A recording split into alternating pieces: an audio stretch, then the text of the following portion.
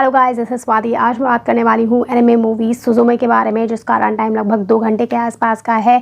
इसमें गोर, प्रोफानिटी, adult scenes बिल्कुल भी नहीं है। वायलेंस आपको माइल्ड मिल जाएगा। So I would recommend this movie for teenagers and adults. मेरे लिए ये मूवी 9.5 आउट ऑफ 10 है। क्यों, बताती हूँ। Judging by the prevailing circumstances, modern era को आप बड़ी आसानी से एज ऑफ लोनलीनेस कह सकते हैं। कॉज जो प्रेजेंट जनरेशन है और प्रीवियस जनरेशन है, उसमें काफ़ी गैप आ गया है।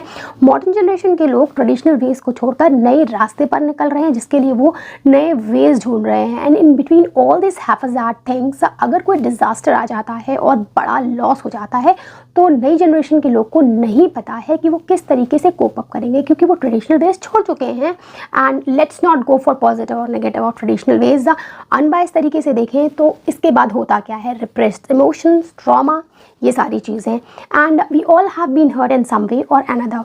ऐसे में सुजुमे की कहानी एक क्रिस्टल बॉल की तरह होती है, जिसमें ध्यान से झांककर हम अपने अंदर दबी फीलिंग्स को देख सकते हैं। और अगर गहराई से हमने इस मूवी को समझ लिया, then this could be a hell of therapy session for us. Cause ये मूवी हमारे अंदर जो डरा सहमा इनर चाइल्ड बैठा है, लाइफ के अनसर्टेनिटी से परेशान होकर, उससे हमारा परिचय कराती है और हमें बस जाकर उसे अनकंडीशनली कंफर्ट करना है, हक करना है, ये सिखाती है। एंड इससे कम कॉम्प्लिकेटेड थीम मैंने एक्सपेक्ट भी नहीं की थी क्रिटिकली अक्लेम मकोटो शिंकाई से, जिन्होंने अगेन अपनी सिग्नेचर स्टाइल में इस मूवी को बनाया है।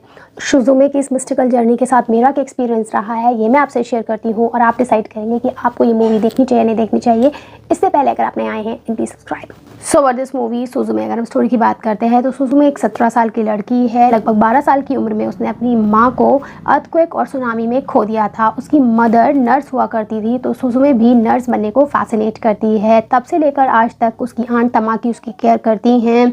हर टीनेज बच्चे की तरह सुजुमे भी अपने रेबल ईयर्स में चल रही है। उसे तमाकी की कोई भी बात पसंद नहीं आती। फिलहाल तो उसके दिलो दिमाग पर सौता नाम का एक लड़का छाया हुआ है, जिसने एक अबैंडन प्लेस पर बने दरवाजे के बारे में उससे पूछताछ की है। सुजुमे वही बताई गई जगह पर पहुंच जाती है और वहां जो कुछ देखती है उसे अपनी आंखों पर यकीन नहीं होता है।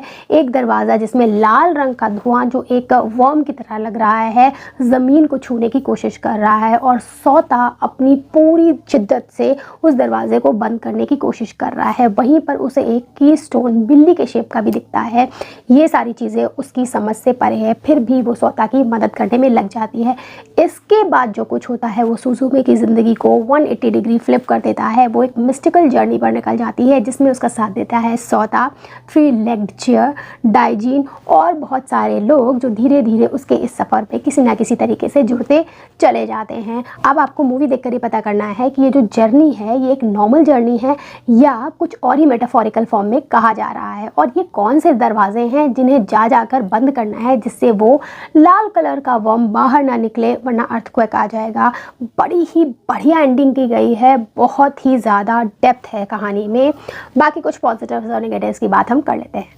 जो सबसे बड़ा और पहला पॉजिटिव मुझे इस मूवी का लगा है वो है इसका मेटाफोरिकल रिप्रेजेंटेशन। बड़ी ही खूबसूरती से इनर जर्नी को सिंबॉलिकली आउटर जर्नी की फॉर्म में दिखाया जा रहा है। जब भी कोई डिजास्टर होता है, चाहे वो अर्थक्वेक हो, फ्लड हो या कोई भी सडन एक्सीडेंट, और उसमें कोई अपने को खो देता है, तब वो जो डार्क मेमोरीज होती हैं वो अंदर ही रहती हैं। उसके साथ कोई ना कोई फीलिंग, इमोशन अटैच हो जाता है, और अगर वो अनरिजॉल्व रह गया तब रिप्रेस्ड इमोशन बन जाता है। उसी से परसिस्टेंट ग्रीफ, डिप्रेशन, एंग्जाइटी निकल कर आती है, जो ट्रॉमा या पीटीएसडी के फॉर्म में आप देखते हैं अपने चारों तरफ के लोगों में, जो इन सारी चीज़ों से गुजरे हैं। सुजुमे भी ऐसी ही कैलामिटी से निकल कर आई है।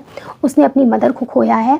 तो यहाँ पर जो जर्नी दिखाई जा रही है वो उसकी इनर जर्नी है, जहाँ पर वो अपने इनर चाइल्ड को हील करने जा रही है। यहाँ पर जो कैट दिखाई जा रही है उसे आप उसका इमेजिनरी फ्रेंड समझ सकते हैं, जो अक्सर ही बच्चे बनाया करते हैं। जो 3 लेग चेयर है वो उसकी मदर ने उसे गिफ्ट दी थी, तो आप उसे एक ऐसा ऑब्जेक्ट देख सकते हैं जो उसकी लाइफ का हिंज है, जिसके थ्रू अपनी मदर को याद करती है। और ऐसी बहुत सारी चीज़ें आपको यहाँ पर मिलने वाली है। तो गजब का मेटाफोरिकल रिप्रेजेंटेशन है।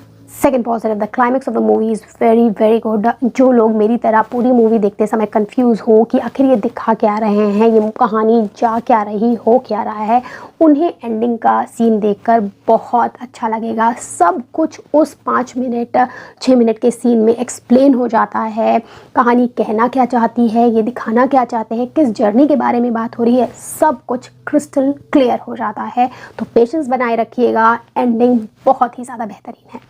Third positive, the theme of the movie is so magical. अगर आप किसी भी तरीके से सुजुमे की कहानी से कनेक्ट हो जाते हैं तब ये मूवी आपके लिए एक मिरर की तरह होगी, जिसमें झांककर आप अपने अंदर के इमोशंस समझ पाएंगे। और अगर आप ज़्यादा ही समझ गए इस मूवी को, तब आपको अपने इनर चाइल्ड से भी मिलने का मौका मिल सकता है। बहुत ही ज़्यादा साइको एनालिसिस कर ये मूवी बनाई गई है, बहुत ही पसंद आई है मुझे। I am very impressed. अगर हम ड्रॉबैक की बात करें तो as I told you earlier कि मूवी जब आप शुरू में देखेंगे तो आपको सब कुछ एब्सर्ड लगेगा, बहुत ही बिजार इवेंट्स होंगे जो एक दूसरे से कनेक्टेड नहीं नज़र आएंगे। कोई भी कहीं से भी चला आ रहा है, भाग भाग कर कहीं पे भी जा रहे हैं, एक छोटी बिल्ली आ रही है, बड़ी बिल्ली आ रही है, चेयर बोल रही है, सब कुछ बहुत वियर्ड लगेगा। लेकिन जैसे ही आप मूवी के एंड तक पहुँचेंगे 10-15 मिनट्स में आपको सब कुछ क्लियर होने लगेगा और आपकी आंखें फटी रह जाएंगी। बहुत अच्छा कंसेप्ट है। So I had a fabulous experience over this movie. Do watch this is one of a kind. That's it from my side. Bye bye.